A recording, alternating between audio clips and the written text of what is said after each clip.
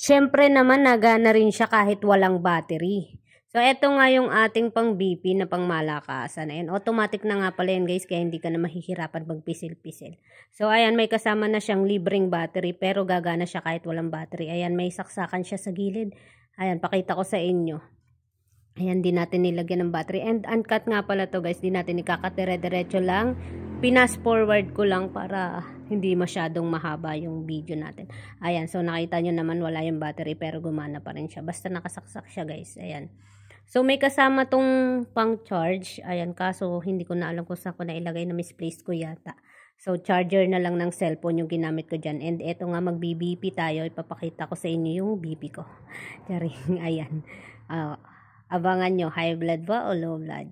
Charing. Pero syempre, lagi naman tayo normal. Minsan lang tayo ma-high blood. Kapag may nakaka-high blood na kasama. Ayan, so isaksak lang natin dyan sa may bandang gilid. Tapos yan. Okay, sabay-sabay nating abangan ang aking blood pressure. Ayan, intay-intay lang tayo dyan guys. Mga ilang minutes lang naman to. Charing minutes. Ayan, antay lang tayo din. Siyempre, relax muna tayo habang nag-aantay. Huwag tayo mag-isip ng kung ano-ano. Para maganda yung tingnan nyo. 124/80 tayo.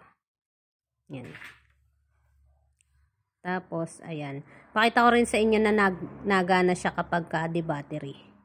So, eto, tanggalin na natin yung saksak niya. Uy, natanggal ko pati yung Ayan, kabit naman natin yung battery ngayon.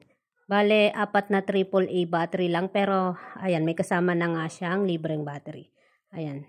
So, kita nyo naman gumagana. So, bilhin nyo na rin to. Nandyan sa yellow card.